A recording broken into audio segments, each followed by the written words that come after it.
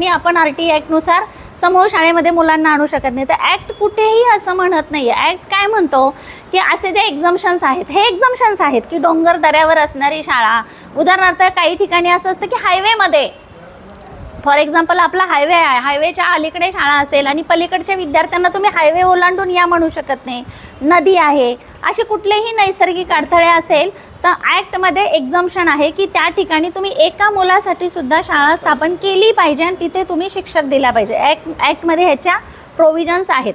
आता मुद्दा राहिला समूह शाळा। समूह शाळेच्या बाबतीमध्ये अपेक्षित काय आहे, उदाहरणार्थ आत्ता आपल्याकडे कोल्हापूरमध्ये 128 शाळा आहेत की ज्या एका प्रीमाइसमध्ये भरतात, म्हणजे एक गेट ओपन केलं की एक मुलांची शाळा भरते आणि एक मुलींची शाळा भरते। वस्तुस्थिती अशी आहे, काही ठिकाणी एका शाळेचा 100 पट आहे, दुसऱ्या शाळेचाही 100 पट आहे, किंवा काही शाळांचं तर त्याहीपेक्षा कमी पट आहे, 50 पट आहे, 70 पट आहे, असंही आहे।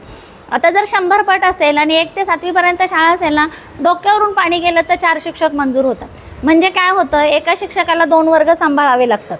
आणि सेम मुलींच्या शाळेला हीच परिस्थिती असते, तिथेही 4 शिक्षक मंजूर होतात। पण ही शाळा जर एका प्रीमाइसमधली आपण एकत्र केली तर फायदा काय होणार आहे, एका शिक्षकाला 2 वर्ग शिकवावे लागणार आहेत, त्याऐवजी एक शिक्षक 1 वर्ग शिकवेल। म्हणजे 15 मुलांचा वर्ग, 15 मुलांचे 2 वर्ग शिकवण्याऐवजी 30 मुलांचा 1 वर्ग शिकवेल आणि त्याचं कॉन्सन्ट्रेशन होईल। गुणवत्तेच्या दृष्टीने आपल्यासाठी ते महत्त्वाचं आहे, पहिली गोष्ट।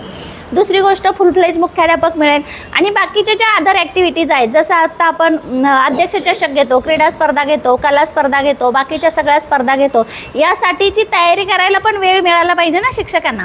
तुम्ही ऑलरेडी 2-2, 3-3 वर्ग शिकवायला लावाल तर सगळं सिलेबस पूर्ण करायला लावाल आणि शिवाय अदर ॲक्टिव्हिटीज अपेक्षित कराल तर ते होणार नाही।